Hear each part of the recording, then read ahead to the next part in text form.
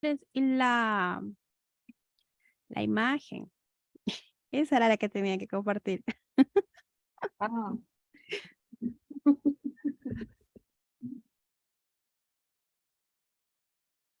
Ya, ayúdenme observando si ya está. ahí estamos, ya listo.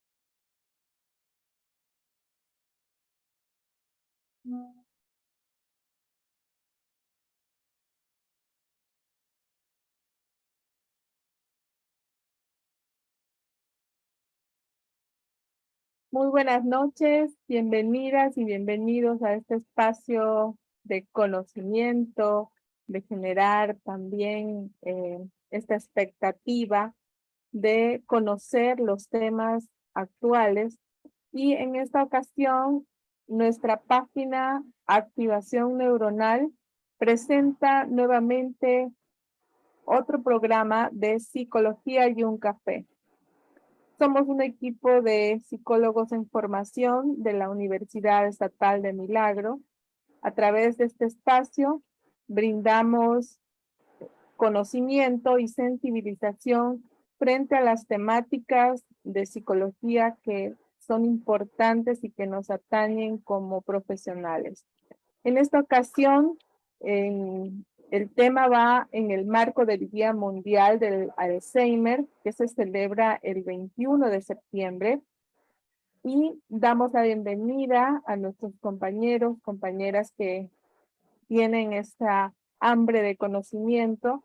También tendremos un espacio para preguntas al final de la ponencia de nuestro profesional invitado.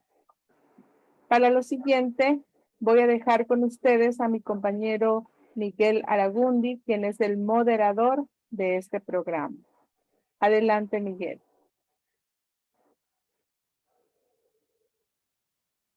¿Qué tal? ¿Qué tal? Muy buenas noches. Bienvenidos al público en general, a quienes nos ven por los diferentes canales. Bienvenidos a este nuevo programa de Psicología y un Café, de la página de Activación Neuronal. Esta noche vamos a hablar acerca de lo que es el deterioro cognitivo causado por el Alzheimer, propiamente por el Alzheimer. Contamos con la presencia de una distinguida persona, el doctor Fernando Valareso Crespo, neuropsiquiatra, neurofisiólogo clínico y máster en gerencia de salud. Cada 21 de septiembre se celebra o se conmemora el Día Internacional del Alzheimer. Este día se lo conmemora con el objetivo de crear conciencia acerca de esta enfermedad neurodegenerativa, que en la mayoría de los casos es la responsable de la demencia. El deterioro mental y las implicaciones del Alzheimer es el tema que nos va a brindar el profesional invitado esta noche. Doctor Valareso, bienvenido. Gracias, en primer lugar, buenas noches a todos. Gracias por invitarme y felicitaciones por esta brillante idea de hacer cultura, hacer academia y hacer conciencia de todos los conflictos de tipo médico, bueno, hablo yo de tipo médico y psicológico en, en toda la población. Y ojalá Dios quiera que se agreguen muchos más profesionales a este evento, así como a la idea que ustedes tienen. Nuevamente, gracias por invitarme y sí me quiero referir a las palabras del compañero que me antecede para comentarles que efectivamente ese es el objetivo de que en el mes de septiembre de todos los años hay una semana dedicada a hacer conciencia de qué es lo que está sucediendo en nuestros adultos mayores y algunos no mayores, porque recordar que pues, la enfermedad de Alzheimer y el deterioro cognitivo no solamente son de los mayores, sino también de las personas un poco más jóvenes. Gracias nuevamente. Les voy a poner aquí para compartir la página, ¿verdad? Entonces, no sé si y le puse share screen. ¿Qué tengo que hacer ahora?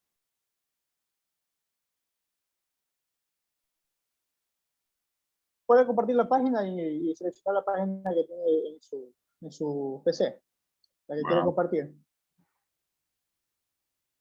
ahí está. Ahí se ve. Sí, Ahí se... perfectamente, doctor. Perfecto. Muy Ok. bien, doctor. Bueno, pues como les comentaba, ¿no? Me pareció a mí muy interesante el hablarles algunas de las consideraciones clínicas, pero especialmente de la sintomatología precoz que presenta la demencia, ya que la experiencia nos ha dado de que después de estar 40 años en el Hospital Militar de Guayaquil y haber visto la evolución de muchos de estos pacientes, estamos observando que muchos de los y las pacientes que hemos visto hace 20, 30 años atrás empezaban con ciertos síntomas de depresiones, síntomas de tipo afectivo en el aspecto depresivo y con cierto deterioro cognitivo. Inicialmente, como es en la clínica, había que hacer el diagnóstico diferencial entre si es un deterioro cognitivo secundario a un desorden afectivo o si es realmente un inicio de un proceso de tipo Alzheimer. Y a propósito de Alzheimer, pues, ya vamos a ver más adelante, en el año 1907 se presentó en Alemania, ¿no? El artículo que presentó don Alois Alzheimer y les quiero comentar como algo atractivo de que son solamente 2 cuartillas el examen. 2 cuartillas consta todo el artículo, pero lo que es clásico y lo que tiene verdaderamente valor académico no necesita de mayor palabrería para poder tratar de comunicar lo esencial. Y este artículo, ¿no?, sigue siendo la referencia básica de lo que es el Alzheimer. Muy bien. Entonces, el Alzheimer, porque ustedes saben, del 20 al 25 es lo que nosotros hacemos nuestro trabajo, ¿no? Es un reto, ¿no?, que siempre, todos los días vemos en la consulta médica qué va a pasar con ella, ¿verdad? Pero en el año pasado el lema fue Día Mundial de Alzheimer, recuérdaselo, recuérdamelo y recuérdalo, ¿no? Porque cuando tu memoria se borra, cuando reconocer a tu gente se convierte en un desafío diario y tus recuerdos se vuelven los bienes más preciados que tienes, ya que escasean cuando necesitas la voz es cuando se necesita la voz de la sociedad y de las instituciones para ser escuchados. Y esto a propósito de que, lógicamente, realmente no, muchas de las instituciones estatales, si bien es cierto, tienen ciertos programas, pero no, para mí, no suficientes con el objeto de darle ayuda a este grupo etario y a esta patología de tipo neuropsiquiátrico tan importante, ¿no? La memoria se va. ¿Okay? ¿Qué ha sucedido últimamente? sucede de que conforme pasa la edad, conforme aumenta la edad, también aumenta el deterioro o aumenta el tipo de enfermedades. Si anteriormente teníamos enfermedades, la expectativa de vida lógicamente ha aumentado y es lógico que hace que nosotros tengamos mayor número de personas con más edad y lógicamente eso hace de que las enfermedades del adulto mayor se vayan presentando.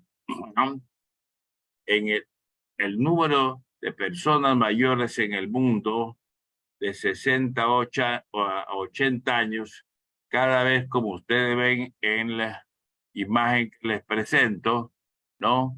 Va aumentando y cuando en 1960 era muy bajo, ahora en el año 2020 y más, tenemos más personas y entonces lógicamente la patología va aumentando.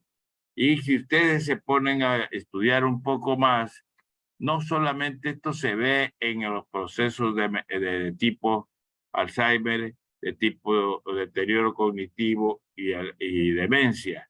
Esto también se ve en los procesos de tipo afectivo en la depresión. Se calcula que la depresión, que es otro azote y casi pandémico en la humanidad, en el 2020 pasará, después del 2020 se calcula que pasará a ser casi la enfermedad número 1 en producir discapacidad.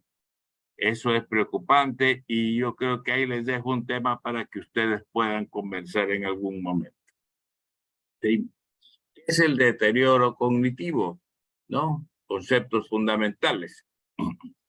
El anciano, cuando es normal, es normal. No debe tener trastornos de memoria y algunos piensan que el trastorno de memoria son consecuencias de edad. No, inevitablemente no. Solamente se producen cierto tipo de disfuncionalidad cognitiva que a veces es propia de la distracción que este paciente tiene. Cuando hay una alteración de tipo psicométrico en el aspecto ejecutivo, entonces ahí sí estamos pensando de que habrá algún problema ya de tipo que progrese a una situación de demencia, ¿verdad? Pero la demencia, pues bueno, es una disminución de la capacidad intelectual que previamente nosotros hayamos adquirido en referente a la memoria, lenguaje, juicio o razonamiento, que eso es lo que nosotros clínicamente tenemos que ir a buscarlo, tenemos que tratar de indagar generalmente en una historia indirecta, porque lógicamente a veces el mismo paciente no colabora, pero la familia que lo observa, el cuidador, la esposa, los hijos, pueden dar muchos datos de gran importancia. Se trata de una persona que tenía inteligencia y memoria normal y que producto de una enfermedad cerebral comienza a perder esas capacidades. Siempre he pensado por mi vocación biologista de que esta enfermedad es una enfermedad cerebral, ¿no? Igual que todas las enfermedades psiquiátricas, ¿no? Hay una base biológica muy interesante que cada vez se va conociendo mucho más acerca de cuál es los responsables de esos síntomas psicopatológicos. Normalmente esta disminución va acompañada de cambios psicológicos y del comportamiento y puede dar lugar a una alteración de las capacidades sociales y laborales de quien la sufre. Tempranamente, estos pacientes empiezan a cambiar en el aspecto de su comportamiento, de la capacidad de asociarse se empiezan a aislar y lógicamente esto repercute en el aspecto laboral, ¿verdad? Pero recordar que demencia no es sinónimo de locura, ¿no? O psicosis. Puede haber trastornos psicóticos casi delirantes, si ustedes quieren, desde el punto de vista psicopatológico, en el transcurso de los procesos demenciales, pero no necesariamente pueden estar presentes. Porque la locura se refiere pues a enfermedades donde se pierde el juicio, la razón y el sentido de la realidad, pero no la inteligencia o memoria. Existen más de 70 causas, dice, de enfermedades diferentes que pueden provocar demencia. La más frecuente es la que nos llama el día de hoy a reunirnos y a conversar de la demencia de Alzheimer, ¿no? ¿Cuántos tipos de demencia tenemos y cuál es más o menos el porcentaje? Como ustedes ven aquí en esta imagen, las causas son múltiples, ¿no? Hay demencias de tipo vascular, hay demencias de unos cuerpecillos que se llaman cuerpo de Lewy, que se ven más en el lóbulo frontal. El Alzheimer, ustedes ven, casi copa la mayoría del pastel, ¿no? Y la demencia frontotemporal, que ahora le hemos conocido y que seguramente ustedes han escuchado que un famoso artista, ídolo de muchos, está pasando por esa enfermedad tan deteriorante desde el punto de vista mental, ¿no? Entonces, ¿qué es la enfermedad de Alzheimer? Pues es una enfermedad neurodegenerativa, ya lo anunció el compañero, más frecuente en adultos mayores de 65 años. Generalmente también puede haber en personas más temprana edad. De hecho, anteriormente siempre se hablaba de que el Alzheimer era una enfermedad presenil, ¿no? No necesariamente es ese epíteto o una regla general, porque también Alzheimer hay después de los 80 años, la cual afecta con mayor frecuencia la corteza cerebral y el hipocampo. Áreas específicas, especialmente el lóbulo frontal y el hipocampo, que es el generador de todo la corresponsabilidad entre el juicio, raciocinio, etcétera, etcétera.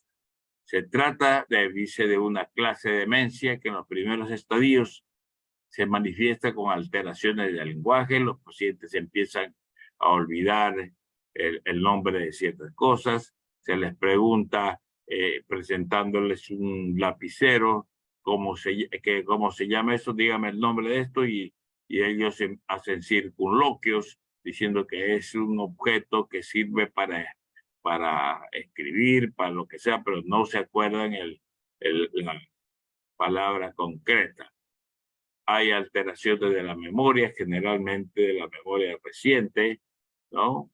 Se ponen iterativos a preguntar si ya han desayunado, si le han dado desayuno, si ha hecho esto, con una conservación de la memoria remota bastante satisfactoria. Y los cuadros de desorientación.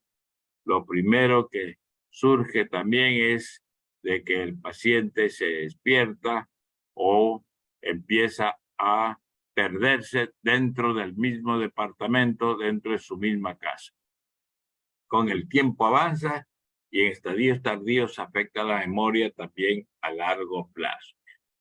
Bueno, pues este es este distinguido neuropsiquiatra alemán del siglo pasado, que en el año 1907, pues les digo, escribió estas 2 cuartillas y media en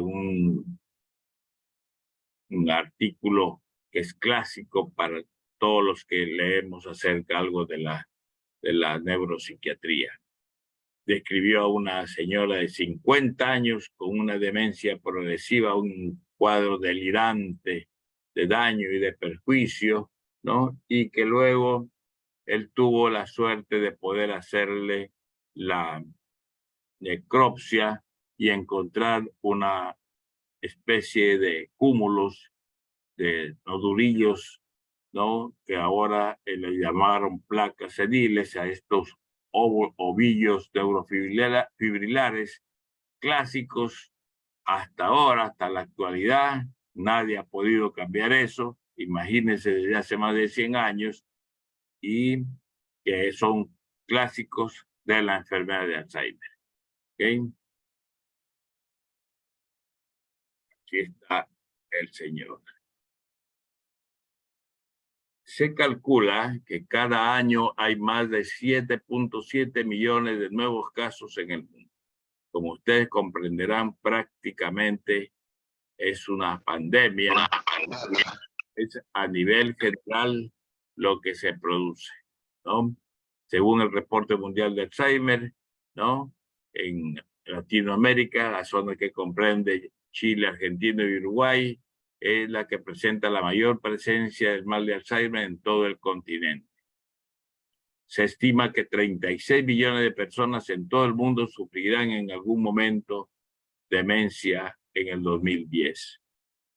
Esta cifra casi se duplica cada 20 años, hasta 76 millones para el 2030 y 115 millones para el 2050. ¿Y cuál es la evolución de la enfermedad? Pues bueno, es un proceso neurodegenerativo que afecta a la corteza, hipocampo y amígdala.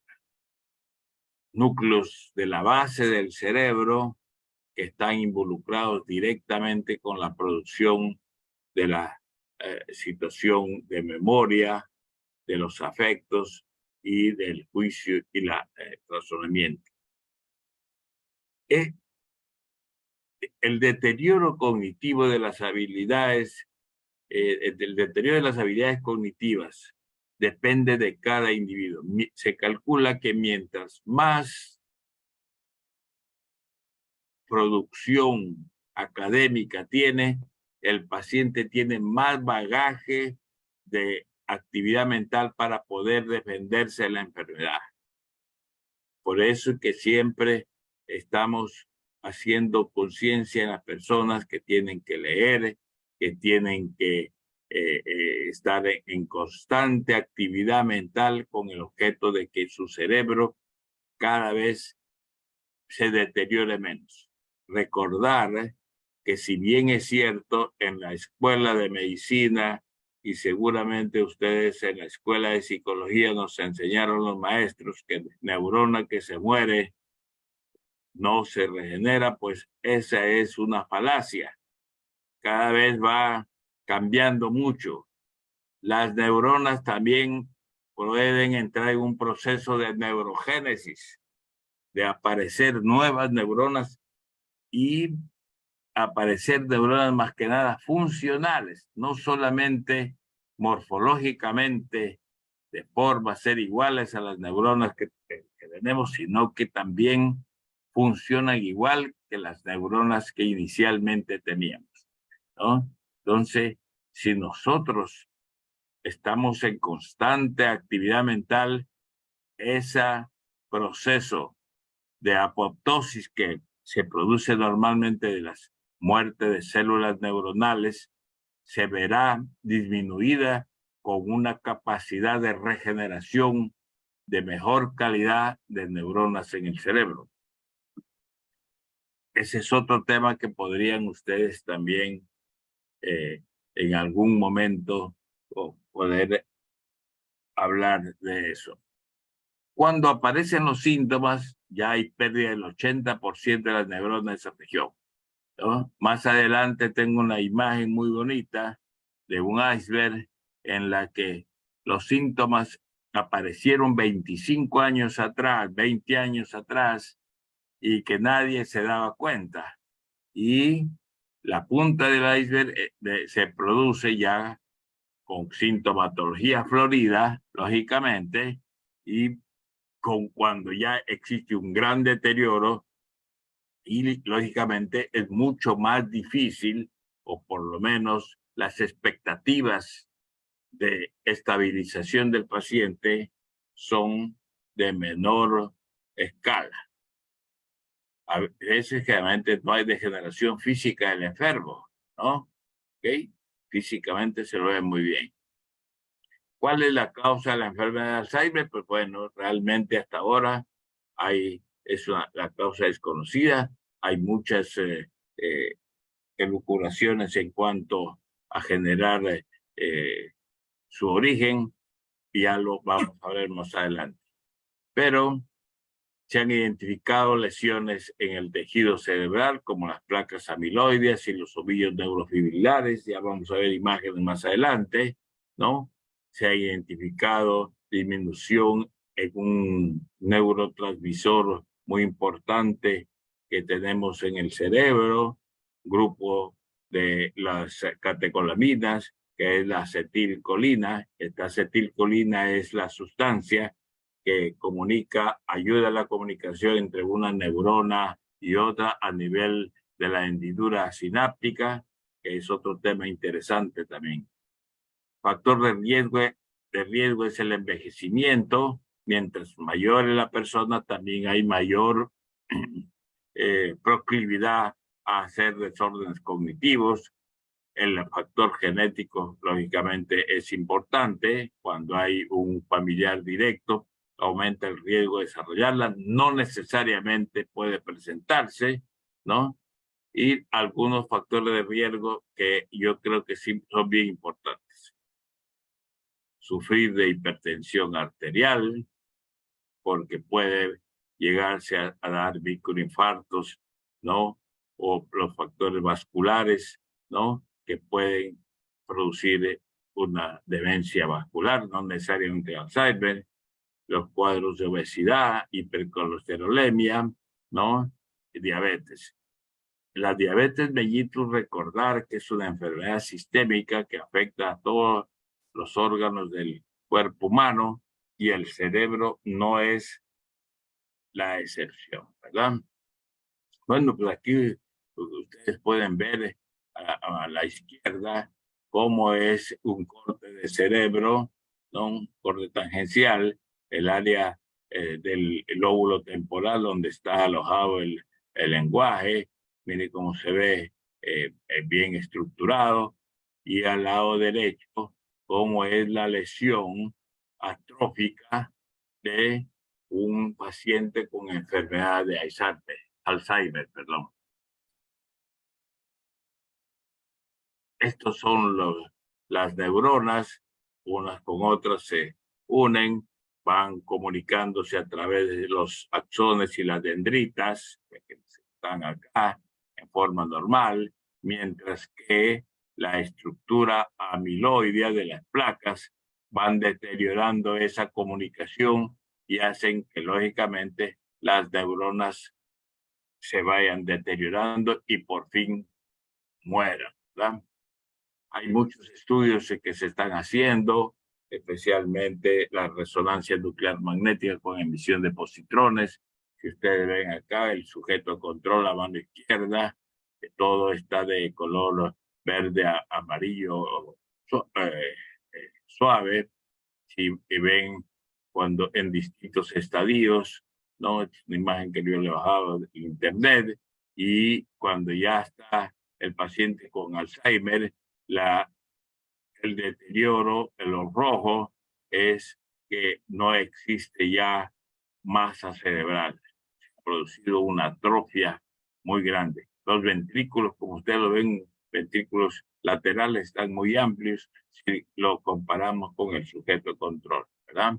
Otra imagen que también lo pueden ustedes observar, miren cómo es la imagen normal y cómo ven que los ventrículos laterales sumamente amplios, con una ventriculomegalia muy amplia y una atrofia cortical severa, producto justamente de toda esta enfermedad.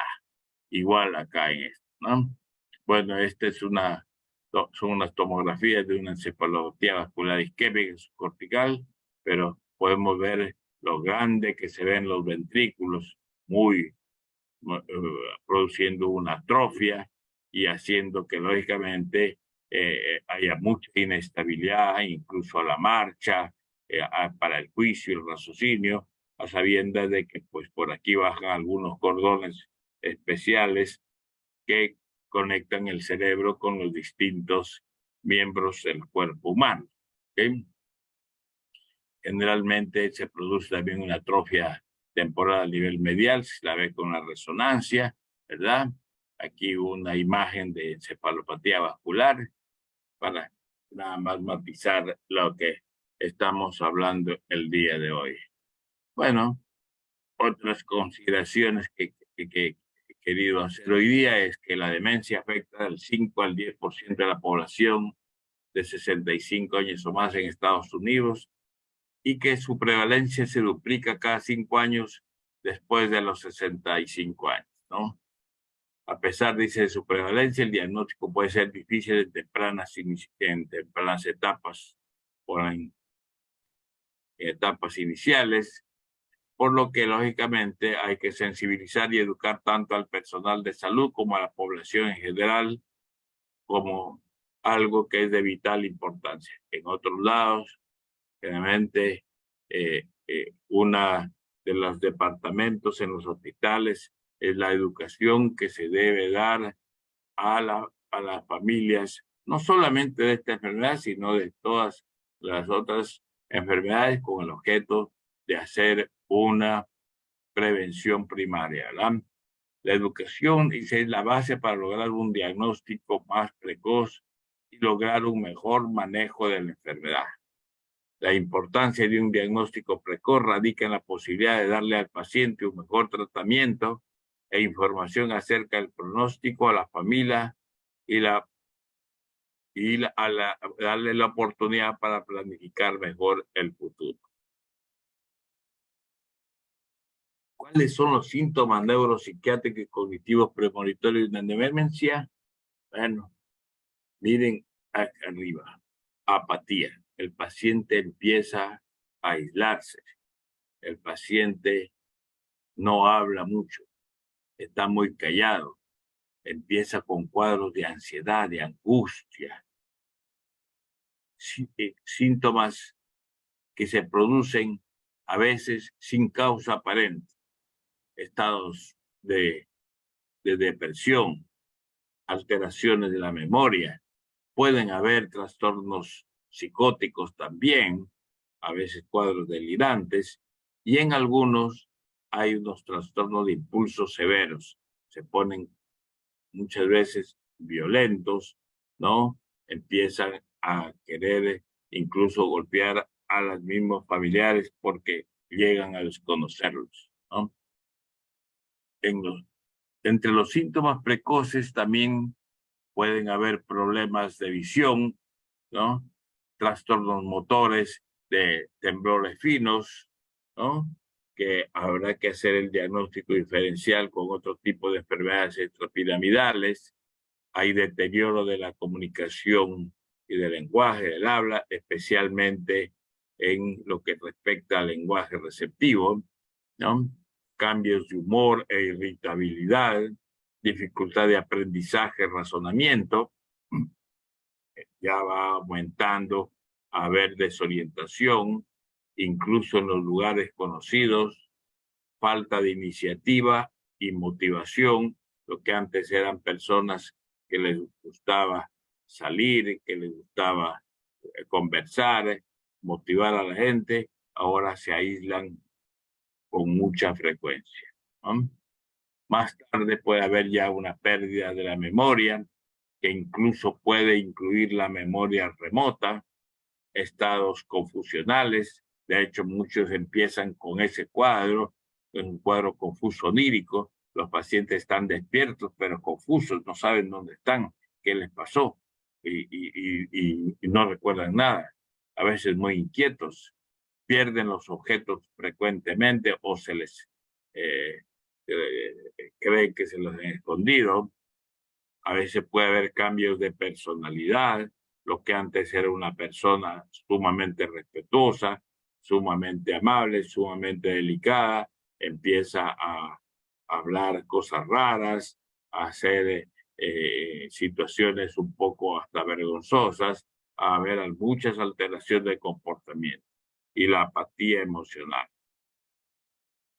¿Cuáles son los síntomas de alarma? Pues bueno, para producirse esta enfermedad, dificultades para aprender y retener nueva información, se ven muy limitados, se vuelven iterativos, les cuesta recordar una conversación reciente, preguntan y preguntan para cuándo tienen las citas, cuándo es el evento, ¿no?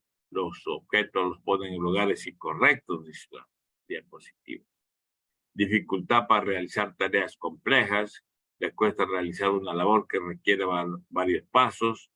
Para cocinar, aquí hay que tener mucho cuidado. Las personas pueden verse involucradas en accidentes, ¿no? No solamente en el aspecto de herirse, sino también de producir otras cosas más graves, ¿no? Deterioro en la capacidad de razonar, son incapaces de emprender una nueva situación, de enfrentar los problemas en casa o en el trabajo, y ha dejado de importarles las reglas de conducta social. O sea, están muy desinhibidos. Eso ya es un síntoma de que hay algo más en el lóbulo frontal, que es el lóbulo que nos frena la impulsividad que sale del lóbulo límbico, ¿verdad? Desorientación espacial, tiene problemas para manejar, se pierde en la calle fácilmente y en algunos lugares incluso familiares. ¿Cuáles deben ser los síntomas de alarma? Pues bueno, deterioro en el lenguaje, dificultad creciente para encontrar palabras adecuadas en la conversación, como habíamos hablado, alteraciones en el comportamiento, cuando aparecen con mucha pasividad o muy irritables, pueden malinterpretar estímulos visuales o auditivos, y se ha observado que también ha cambiado hábitos de vestirse, ya no se asean, son desordenados, llegan tarde a la consulta, etcétera, etcétera. ¿Okay? Y como les decía, este es el gran témpano de hielo, el iceberg. Si ustedes ven, toda esa sintomatología precoz se produce y que no se ve fácilmente, y que el médico general o el médico no especialista la confunde con otra situación, está debajo del agua, y ya para eso han pasado 25 años. Solamente la punta del iceberg se ve ya cuando hay una sintomatología florida, y eso hace que el pronóstico sea más sombrío. Ese es el reto que tenemos nosotros los profesionales en salud y en salud mental especialmente, ¿no? De nosotros poder alertar a la familia de que algo está pasando, ¿no? A veces, a lo mejor nos van a juzgar como alarmistas, pero vale la pena en una entrevista con la familia siempre hablar de la posibilidad de que en algún momento pueda haber esa situación. Eso hace de que ustedes estén haciendo una especie de prevención para que la familia tempranamente pueda acudir a la consulta de salud mental y poder abordar desde el punto de vista médico, desde el punto de vista psicofarmacológico, desde el punto de vista psicoterapéutico o educativo, a la familia, al paciente y al cuidador, ¿no? ¿Ok? Bueno, esto es solamente para que vean cómo el envejecimiento es normal, el número de células nerviosas, ¿no? Cuando se produce, y en el Alzheimer, en cambio, hay un deterioro del número de células rápidamente. ¿Okay? ¿Cuáles son la etiopatogenia de la enfermedad? Bueno, es genética, ¿no? La mayoría de las cosas, desconocida en general, pero el 5 al 8% es genético. Hay mutaciones en cierto tipo de alelos de los distintos cromosomas, ¿no? Pero hay ciertos factores de riesgo y ciertos factores protectores. El factor de riesgo es a mayor edad, mayor riesgo de poder tener esta enfermedad, ¿no? Bajo nivel escolar, una historia familiar de antecedentes, ser de sexo femenino y tener el alelo ApoE4 y E4 y E4, ¿no? ¿Cuáles son los factores protectores? Pues bueno, tener una mejor educación, ¿no? Una actividad intelectual mantenida, ya hablamos de eso, aumentar o si es posible mantener los vínculos sociales, hacer ejercicio, y bueno, se ha hablado mucho de la dieta mediterránea, el consumo de vino tinto, etcétera, etcétera, ¿no? Eso también podríamos comentarlo a lo final. Hay ciertos números de marcadores, bueno, eso no lo vamos a tocar mucho, ¿no? Que se hace en microcefalaratidio, en la que se puede medir cierto tipo de sustancias, como son los amiloides, la proteína tau, ¿no? En otros lados tenemos la oportunidad de poder hacer eso y nosotros podemos tener así un diagnóstico un poco mucho más temprano con el objeto de poder abordar y ayudar mejor al paciente, ¿verdad?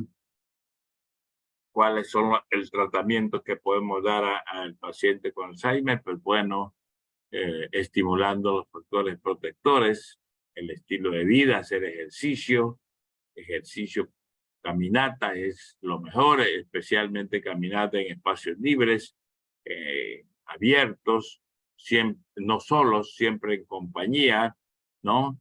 Y teniendo los respectivos cuidados de la integridad física del paciente. Pertenecer a redes sociales, clubes, reuniones de damas, de juegos, etcétera, etcétera. Mantener la actividad intelectual, ¿no? La dieta mediterránea, ¿no? Con consumo de vino, y hay el control farmacológico, ¿no? Que también ha resurgido bastante bien últimamente. Tenemos medicamentos que ayudan mucho, que retrasan mucho el deterioro temprano de la enfermedad, haciendo la calidad de vida que el paciente tenga a lo largo de lo que Dios permita, siempre será mejor. Hay también procesos de estimulación cognitiva, ¿no? Y una buena psicoeducación al paciente y su familia, ¿no? El tratamiento farmacológico, bueno, ustedes lo ven acá, hay distintas sustancias que son derivadas de la acetilcolinesterasa, porque la acetilcolina es el neurotransmisor que está más involucrado. También hay otra sustancia que se llama memantina, el ginkgo biloba ha demostrado, hay algún artículo que tuve la oportunidad de revisarlo, ayuda mucho también como una parte de prevención, la omega 3, ¿no? Y bueno, hay ciertas dudas sobre algunas sustancias de tipo vitamínico, como ácido fólico, que es un aminoácido esencial, ¿verdad? Bueno, estas son los medicamentos que nosotros utilizamos, ¿no? No los vamos a revisar uno por uno, pero lo que les quiero dejar el mensaje es que mejoran la funcionalidad y la actividad de la vida diaria. Eso ya es bastante con respecto a los inhibidos que están los pacientes y que además disminuye mucho la carga del cuidador. Recordar que el cuidador, tenemos que cuidar mucho al cuidador, porque si el cuidador no tiene la suficiente calidad o la capacidad de resiliencia para poder manejar este tipo de pacientes, se nos va a enfermar y entonces ya vamos a tener dos enfermos en vez de uno, ¿verdad? ¿Okay? ¿Cómo se puede modificar la enfermedad? Bueno, a nivel de distintos factores de protección, de efectos protectores, ¿no? Esta es una sustancia que se utiliza, el donepezilo, tiene lógicamente muchos efectos secundarios, ¿no? ninguna medicina está exenta de tener algún efecto. Lógicamente será el médico quien deba controlarlo y el cuidador estar siempre atento a cualquier efecto colateral del medicamento, ¿verdad? ¿No? Utilizar siempre dosis de más bajas a ir titulando a aumentar la medicación poco a poco y evaluando la respuesta, ¿verdad? ¿No? Siempre cuidar su dieta, que es importante, porque algunas personas se inhiben en cuanto a su alimentación y eso hace que se deterioren más fácilmente, ¿no? La neurona colinérgica, que es la que se nos deteriora tanto, especialmente aquí en el canal intersináptico, es donde se hace este recambio entre la acetilcolinesterasa, que es la que degrada la acetilcolina, para que no pase a la siguiente neurona y produzca el efecto de estimulación, ¿no? Entonces, para que más o menos ustedes comprendan qué es lo que hace los medicamentos. Los medicamentos van a actuar, lógicamente, a este nivel, haciendo de que haya mayor cantidad de acetilcolina y de alguna manera pueda mantenerse la funcionalidad de las neuronas, en este caso, la colinérgica, ¿verdad? Este es uno de los medicamentos que se utiliza. Mire cómo aquí actúa la donepezilo, ¿ok? La memantina igual, ¿no? Pues, vamos a pasar esa parte, ¿ok? ¿Cuál es lo ideal en un tratamiento de la enfermedad de Alzheimer? Pues siempre utilizar medicamentos que sean desde el punto de vista farmacológico con mucho menos efectos colaterales. Actualmente se está utilizando duplas, o sea, utilizar 2 medicamentos máximo con el objeto de que el paciente no sufra de muchos efectos. Acordarse que el paciente senil, ¿no?, ya no solamente toma medicamentos para Alzheimer, sino también tiene problemas de diabetes, hipertensión, y una polifarmacia puede afectar, lógicamente, también a la respuesta que nosotros estamos buscando de estabilización de tipo mental. Perdón, ¿qué pasó aquí? ¿Qué hice? Ahí, que algo hice mal, ¿verdad? No, me salí. Sí está, doctor, es solo que la pantalla está abajo. Ay, ¿Puede compartir y volver a compartir nuevamente? Sí. Exactamente.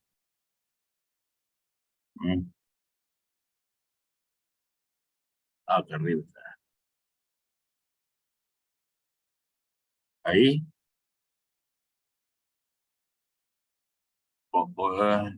¿En dónde tengo que...?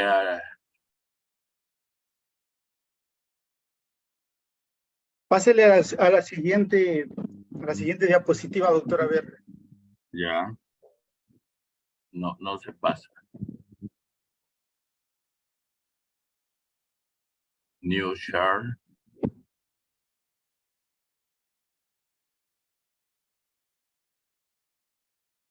Ahí está. Ahí Ve- puede intentarlo nuevamente, doctor. Ya. ¿Se ve la imagen? No. No. ¿Me pueden ayudar ustedes de allá o no? Tengo que hacerlo yo. A ver, déjeme intentar de nuevo habilitar la y compartir pantalla. ¿Puede intentarlo ahí, compartir pantalla?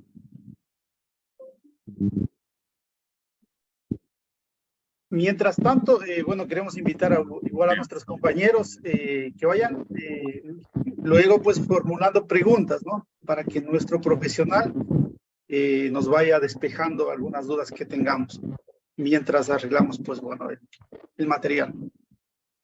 Okay.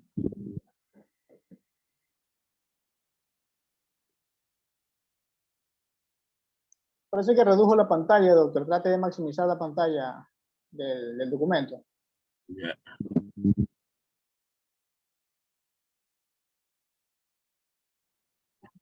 Pues, por favor, ténganme paciencia. No se preocupe, doctor. En vivo todo puede pasar. Sí, sí. No, permítame solamente. Muy bien. Adelante, adelante. Aquí estoy. ¿Qué debo hacer? A ver, pues,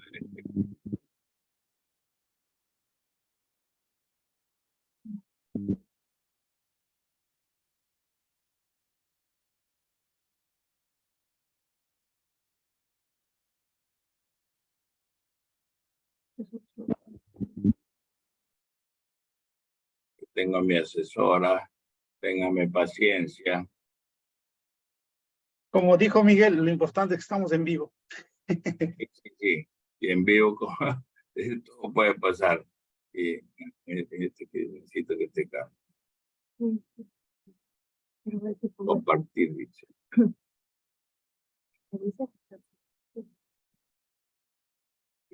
Que se baja la pantalla.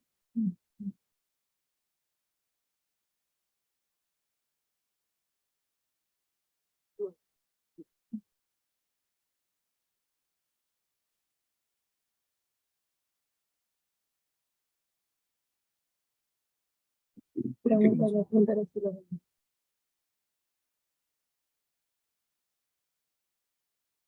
Pregúntale si lo ven. Doctor, Ahí- mientras lo vamos ahí- arreglando, ahí lo pueden ver, ahí está, sí está. ¿ah? Sí. Sí. No se ve grande nada más, ¿no? Ajá, no, pero sí se lee. Este lo podemos borrar aquí. Porque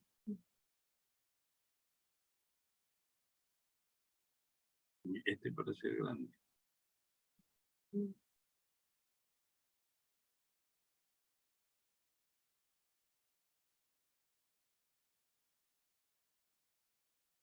En todo caso, si no, sí puede por ahí, y si no, se puede cerrar la... Ah, Ahí- perfecto, ahí perfecto. se ve bien. Ahí se ve bien, ¿verdad? Sí, doctor, exactamente, muy bien. Ok, bueno, pues Estamos en el punto. Vamos a continuar. discúlpeme, por favor. Ok, bueno, la asociación hay asociación de medicamentos, ya bueno, eso no lo vamos a ver porque es más, y a esto quería llegar. Recordar que como es una enfermedad crónica, afecta también a la economía y entonces nosotros tenemos que evaluar mucho qué es lo que está pasando con nuestros pacientes. Miren, yo les he bajado aquí unos datos. El costo de las enfermedades en Estados Unidos o del cáncer, con la enfermedad coronaria y la enfermedad de Alzheimer, ¿no? Esta enfermedad, el costo directo es, cuando es leve la enfermedad, cuesta más o menos $3,400 anuales. Cuando es severo, se triplica, ¿no? Cuando es tratamiento en el hogar cuesta $3,000 y pico de dólares, mientras institucionalizado es mucho más caro. Como ustedes verán, no habrá seguro médico que nos pueda ayudar, ¿no? ¿Okay? En Europa es mucho más caro y hay muchas limitaciones en cuanto a las instituciones como para costear el cuidado. Por eso que generalmente se lo hace en forma informal en los hogares y con gente que a veces no tiene la formación adecuada. Recordar entonces que el costo de esta enfermedad es tan grande que influye mucho en la economía del hogar, porque mientras más aumenta la edad, la severidad del paciente, más aumentan los costos, ¿no? Y eso hace que, lógicamente, nosotros tengamos un impacto muy severo en el cuidado del paciente, ¿no? ¿Y qué sucede con el cuidador primario? ¿no? Que generalmente tiene que trabajar, ¿no? Muchas horas semanales. Hay datos que muchos trabajan más de 70 horas semanales, haciendo de que lógicamente se produzca algunos síndromes como el famoso síndrome del gran quemado, porque el paciente, el cuidador, se quema, además de que es una situación que no es muy bien pagada. Pero además tenemos que pensar de que no solamente hay el tiempo que se paga al cuidador, sino que también hay un tiempo de cuidado que es no pagado, que es a la familia, porque siempre hay un familiar que a veces se hace cargo y ese familiar tiene una pérdida de ganancia porque lógicamente no trabaja. Entonces el paciente se convierte en una carga no solamente económica, sino también desde el punto de vista mental. Se habla de depresión, de problemas psiquiátricos, de problemas físicos. Hay muchos cuidadores que luego empiezan a tener problemas dorsolumbares porque como tienen que manejar físicamente al paciente con Alzheimer, movilizarlo, eso hace que aumente más los problemas, ¿verdad? Perdón, se habla mucho de que el cuidador es el paciente escondido, ¿no? ¿Okay? Más datos sobre los costos que puede dar la enfermedad de Alzheimer, ¿no? Miren, la medicación, la visita del médico, consulta de especialistas, las hospitalizaciones, los cuidados institucionales y los no médicos, pues son tener un auxiliar de servicio, los cuidados paliativos cuando tienen algún tipo de enfermedad o dolorosa, ¿no? Cuidados compasivos, cuidados diurnos y nocturnos, todo eso son los costos directos, así como los costos indirectos, ¿no? Que también están más abajo indicados. Los recursos que pierde el familiar, ¿no? Por tener que dedicarle a su paciente, los costos de la pérdida de productividad del cuidador primario y del resto de la familia. Además de los costos intangibles como son el sufrimiento, no solamente soportado por los pacientes, sino también por el cuidador. ¿Okay? Como ustedes ven, el impacto socioeconómico de la enfermedad de Alzheimer es muy grande, ¿no? Y eso no, las leyes en general no lo contemplan y eso hace que lógicamente sea una carga netamente de tipo familiar. Como ustedes ven en esta imagen, la enfermedad de Alzheimer no solamente afecta la cognición, la conducta, sino la actividad funcional, ¿verdad? ¿Por qué? Porque hay una carga al cuidador, ¿no? Hay una carga al sistema de salud, hay sistemas de salud que no lo consideran y hay una carga a la sociedad. Nosotros diariamente vemos cualquier cantidad de pacientes con deterioro cognitivo, con enfermedad de Alzheimer y muchos con demencia senil, que lógicamente tienen que tener un cuidador especial y un familiar que supervisa todo. Bueno, pues eso es lo que les quería comentar acerca de este hospital donde yo tengo el gusto de trabajar, ¿no? Y que después de 40 años creo que pronto tendré que dejarlo. No sé si tienen alguna pregunta, si algo puedo yo aportarles a ustedes, con todo gusto lo puedo hacer. Gracias por escucharme.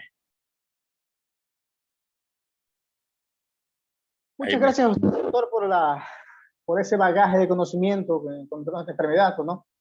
Recordando que el Alzheimer también es una enfermedad neurodegenerativa, pero también degenera emocionalmente a las familias, degenera emocionalmente a quien nos cuida. Además de perder los recuerdos, de perder todo lo que compete a su memoria, pierde también la carga emocional que sienten hacia ellos. Compañeros, preguntas, alguna consulta para el doctor que pueda en ese momento yo responder. Henry tiene una pregunta. Dele en paso. Por favor. Adelante, Henry Manuel. ¿Qué tal, estimado doctor? Muy buenas noches. Un placer poder escuchar su exposición referente al tema del Alzheimer y cómo la persona puede ir deteriorando su memoria con el paso del tiempo. Yo tengo una pregunta muy puntual. ¿Las personas que sufren de demencia senil pueden llegar más tarde también a tener Alzheimer? Es decir, ¿pueden haber ya manifestaciones propias del Alzheimer o netamente son diferenciadas? Es decir, la persona que ya lo sufre de demencia senil ya no pasaría por este evento. ¿Cuál sería la respuesta correcta, doctor? El Alzheimer, como le decía, es la demencia que empieza más tempranamente y que dura máximo cuando ya se conoce la sintomatología. En 10 años, realmente el paciente ya está en una etapa mucho más deteriorada y ya no hay nada que hacer. Desgraciadamente, cuando se empieza tardíamente un proceso demencial, un proceso de deterioro cognitivo a los 75, 80 años, también puede haber Alzheimer y sobreponerse a una demencia, y eso hace que el deterioro sea mucho más rápido, haciendo que el paciente lógicamente llegue a un proceso de inhibición motora, en que usted ya prácticamente en 1 o 2 años el paciente solamente está encamado y la motilidad, la actividad física se concentre únicamente en estar en cama. Y entonces usted le encuentra que el paciente ya ha perdido su capacidad de deglutir y lógicamente el médico, para mantenerlo, tiene que utilizar una sonda nasogástrica para hacer una alimentación por ese vía, o en su efecto hacer una gastrostomía, un orificio a nivel de abdomen que llega hasta el estómago para poder alimentarlo a ese nivel. Lógicamente, como están en cama, ya luego empiezan a haber escaras a nivel de glúteos. Estas escaras se infectan, ¿no? Empiezan a haber ya problemas en tobillo, empieza a haber ya en la parte muscular atrofia y contracturas musculares, y eso lógicamente va deteriorando más. No solamente deteriora entonces la parte mental, sino también la parte física. Sí puede haber en demencia un cuadro sobreagregado de Alzheimer, y eso es catastrófico, desgraciadamente. Gracias, doctor.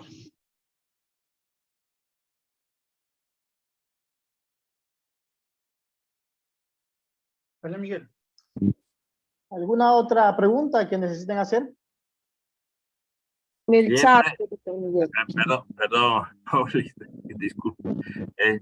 Siempre tener cuidado, siempre tener presencia en ayudar al cuidador, ¿no? El cuidador se afecta muchísimo. La experiencia nos hace ver que, por ejemplo, muchas de nuestras chicas van fuera del país y tienen que hacer cuidados a pacientes seniles, llegan a tener una relación de afecto, ¿no? Con la familia, con el paciente senecto, el paciente enfermo, y cuando éste fallece, porque lógicamente este es el producto de la enfermedad, ellas entran en cuadros verdaderamente catastróficos del estado de depresión y ansiedad severos, ¿no? Entonces, tener mucho cuidado, ¿no? Desgraciadamente, nuestras chicas, por decir que van a Europa, España, etcétera, etcétera, ellas viven junto a la familia de este señor, ¿no? Y tienen generalmente a veces 12 horas, 8 horas de descanso semanal, ¿no? Salen a caminar, a pasear, a comer algo, etcétera, etcétera, que no es suficiente, ¿no? Y como generalmente a veces son chicas solas, tienen más problemas todavía. Cuando regresan al país, regresan al Ecuador, regresan en un estado depresivo severos. Doctor, tenemos preguntas a través del chat. El doctor José Albán lo saluda. Le dice, doctor Fernando, un gusto saludarlo a los años. Entre las causas que apunta usted sobre la incidencia del factor hereditario y qué recomendaciones da para el autocuidado de la persona que atiende al paciente. Eso es lo que estaba, gracias doctor Albán, por gracias que también lo recuerdo muy bien, no creas que me olvido, todavía tengo un poquito de conciencia de la memoria, ¿no? Es verdad que el cuidador tiene que tener mucho, hay que tener una capacidad cognitiva bastante adecuada como para poder soportar este tipo de enfermedades tan deteriorantes, ¿no? Pero lo ideal sería de que, por ejemplo, nosotros tengamos la manera de manejar nuestro estrés, nuestra tensión, haciendo con horarios libres para que el paciente pueda compartir con su familia privadamente y el cuidador no se dedique porque algunos trabajan a veces hasta de 24 horas con su paciente, que eso hace que se vaya a deteriorar más. Los chicos a veces, lógicamente, por la relación con las familias hacen que tengan un poco más de horario más alargado y eso, lejos de ayudar, más bien deteriora la salud mental del cuidador. Doctor, otra pregunta de parte de la compañera Cristina Caiza. Le dice, doctor, como usted menciona, los pacientes son personas adultas y tienen otras enfermedades. En ese caso, ¿cómo podemos trabajar en el área psicológica para que el deterioro cognitivo sea de menor grado? Bueno, en etapas tempranas se puede trabajar bastante bien, ¿no? Porque todavía hay muchos, dijéramos, resquicios psicológicos que podemos evitar los que se deterioren fácilmente, ¿no? Y producir una buena estimulación. Pero realmente en etapas ya más avanzadas es un poco más difícil, ¿no? Yo creo que habría que evaluar al paciente de acuerdo a qué estadio. Si es en estadios tempranos, podría hacerse muchas estimulaciones. De hecho, hay alguna gente que trabaja con música. Por ahí han pasado en los chats una balletista famosa que el nieto le ponía música y ella hacía los movimientos del Lago de los Cisnes, porque ella es una famosa bailarina. Hay gente que escucha música de su antigüedad y lo recuerda, ¿no? Pero, por ejemplo, también en la pintura, hacer cuestiones manuales puede ayudarles mucho, ¿no? Eso tempranamente. Más tarde es ya un poco más difícil realmente poder trabajar. Tenemos una pregunta a través del chat de WhatsApp. Doctor, la compañera Mariela Luna pregunta que si los fármacos que se administran a las personas que tienen Alzheimer frenan la enfermedad o simplemente sirven como un paliativo para no que esta enfermedad no continúe. O sea, ¿la detiene o no? Ya.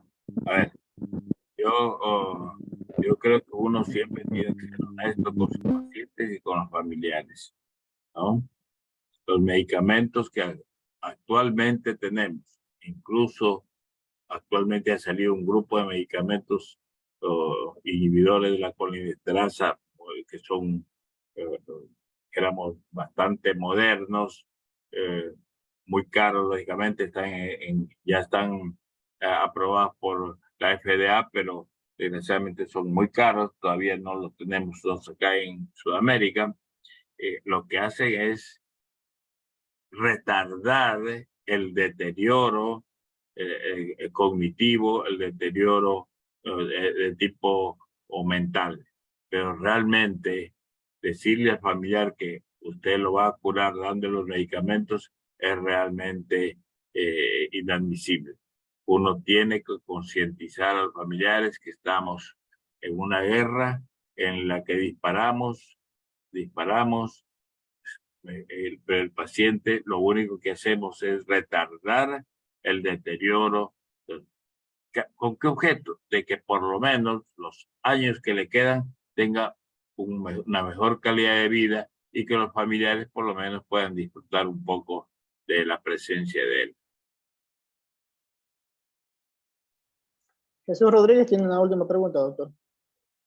Bien, mi estimado doctor, justamente como usted pues ha estado siempre en el ámbito nacional, inclusive pues presidiendo instituciones muy importantes.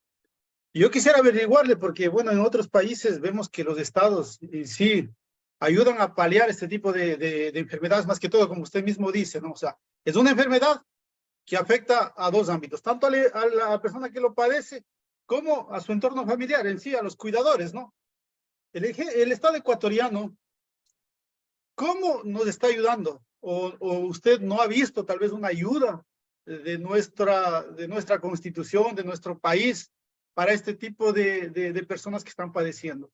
¿Y qué recomendaría? ¿O cómo se debería de formar tal vez alguna asociación, sociedad? Porque usted ve que este tipo de enfermedades prácticamente son muy costosas. Entonces, de alguna forma, se tiene que llegar a toda la población, ¿no? Esa es mi pregunta, estimado doctor.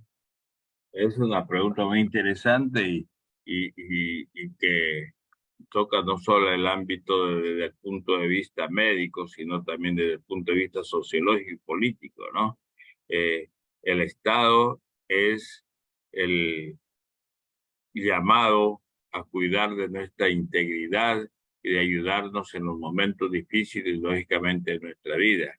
Desgraciadamente, eh, es tan limitado, ¿no?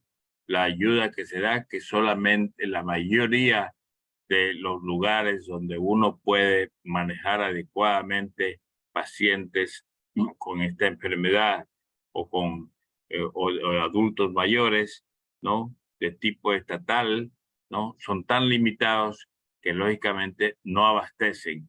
Y yo diría que en Guayaquil, por ejemplo, el municipio tiene uno que tiene además, bueno, un costo bastante reducido. El ISFA tiene otro, pero también es lógicamente tan escasa la oferta que supera completamente a la demanda, ¿no? Y lógicamente los familiares quedan en indefensión porque no hay dinero que alcance para poder algo privado.